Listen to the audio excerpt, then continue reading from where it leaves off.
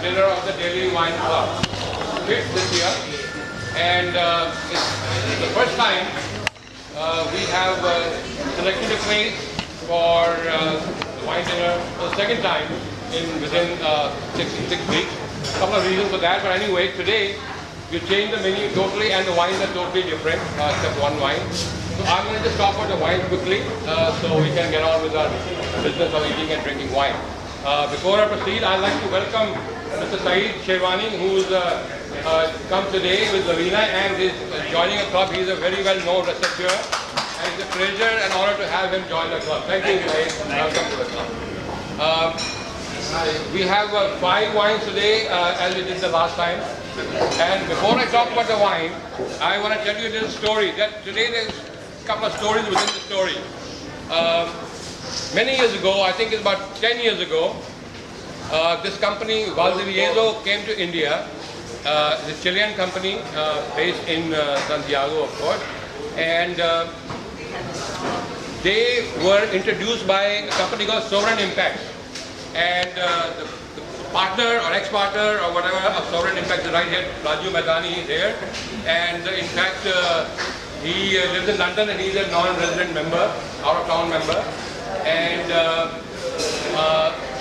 the Valdivieso wine was launched or introduced in Delhi through Delhi Wine Club.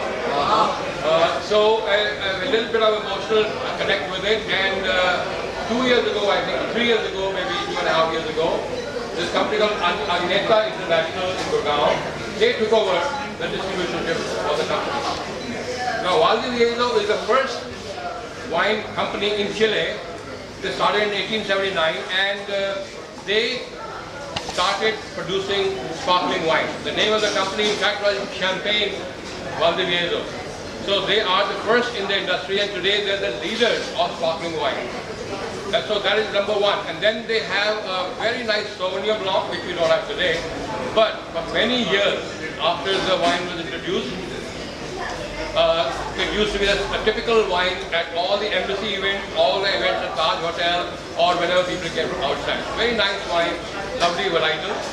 But I've been enchanted more by the last wine of today.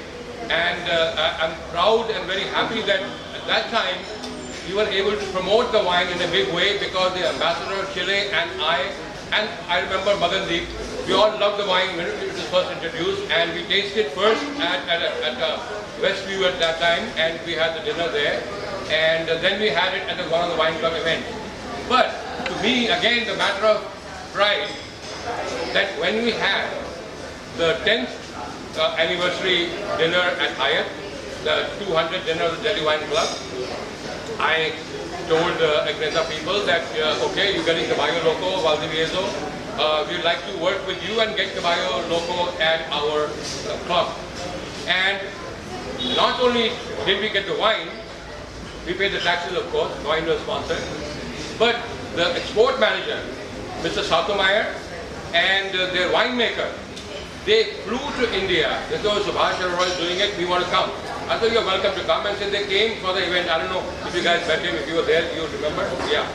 So, you know, they're so gung-ho about the Indian market, but the point being that Caballo Loco is really an iconic wine of Chile. And other day when I was talking to Puneet, who's the director of the company, I said, what the hell, doesn't matter, we'll lose the money, but let's get that also for the dinner today, because that is truly an iconic wine. And what it is a wine based on Solera method. It's very different and unique. There's no vintage on this wine.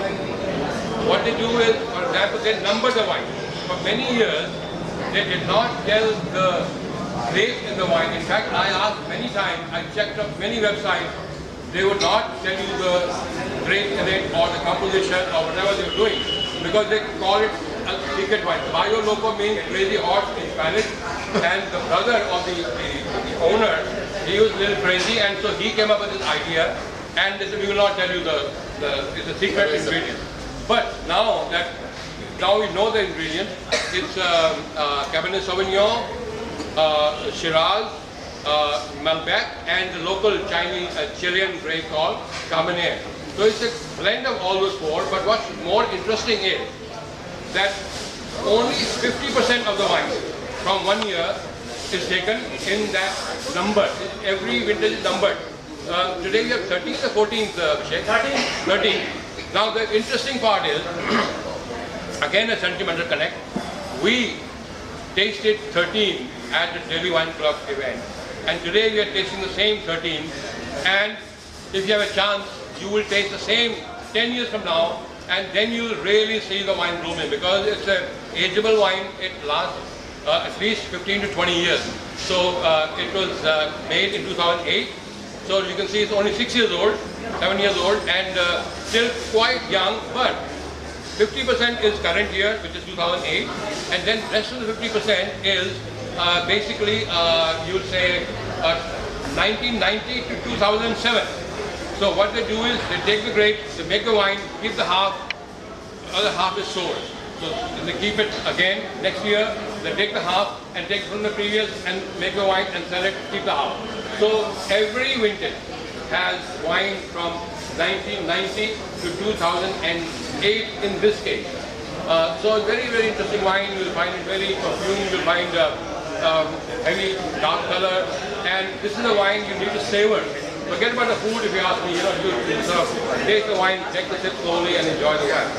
Going back to the first wine, which is a Blanc de Blanc Chardonnay. Again, if you see that you are drinking without even realizing that you're drinking a bit too much already, beyond the legal limit. In Delhi, by the way, the limits are going to change from 0.30 to 0.20, which to me is a crying shame, really, because what we need to do is enforce the law and understand the law.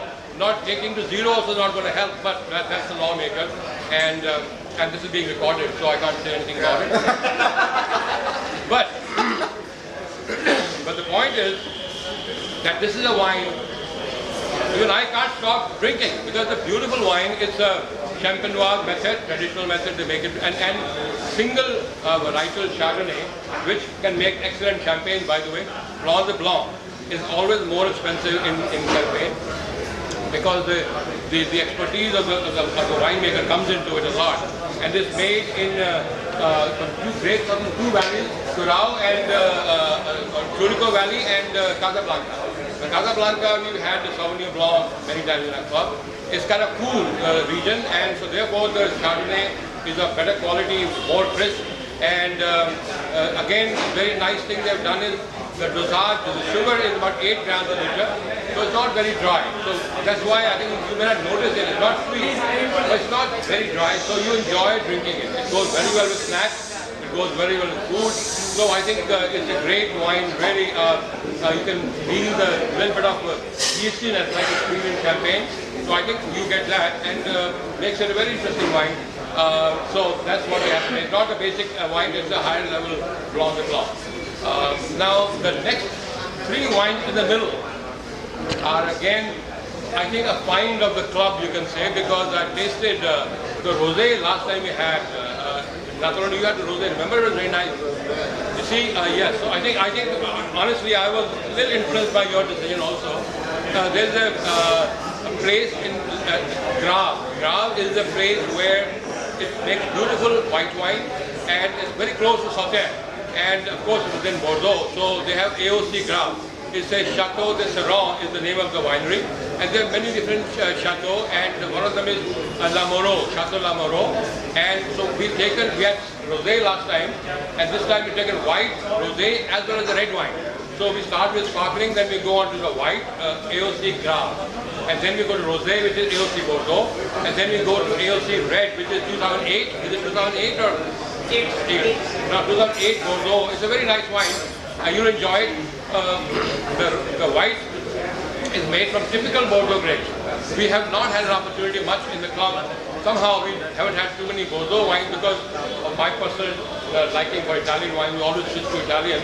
But this time I avoided myself, and last time we had Pinot Grigio. I said, no, I don't want Italian wine this time. Let's change. So we changed those Valdivieso wine, and this white AOC Grave is made from 25% Sauvignon and 75% Sauvignon Blanc. This is a typical mix in Grave area, and they make beautiful white wine, and you'll see today They're very perfumed, they are very citric flavors, a very flavorful wine, and the nice aftertaste also. So I think you'll enjoy that wine.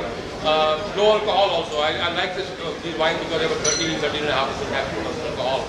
And many of the Chilean wines, even Caballo Loco is 14.5%, which I somehow don't like, but it's integrated well and it's okay, like in the Caballo Loco.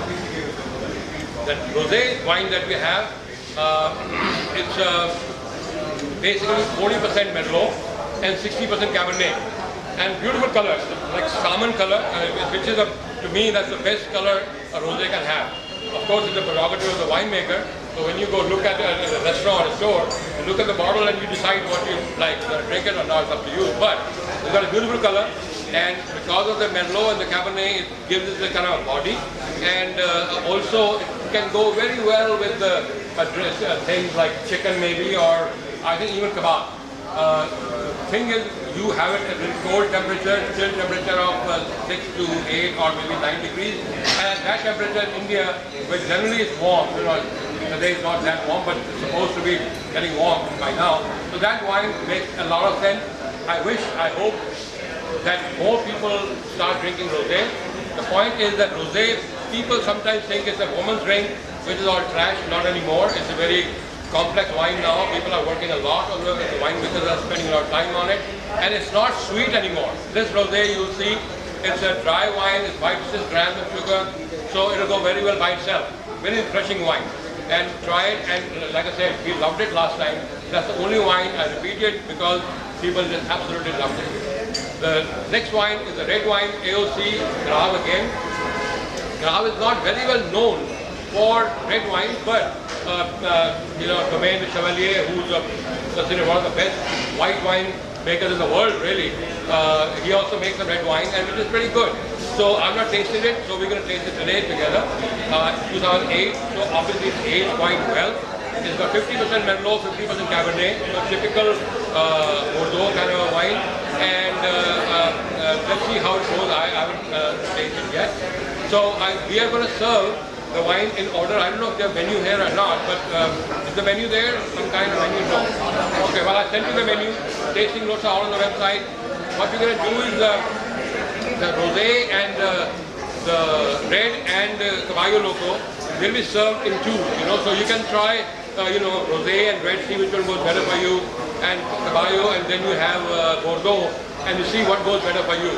And at the end, I would like to get your feedback, and you're welcome to send me your comments because all these dinners are mentioned in the newsletter, and if somebody sends a comment, a sensible comment, I'd like to include in that because after all, this is the experience we are all about. We don't come, eat and drink and go away.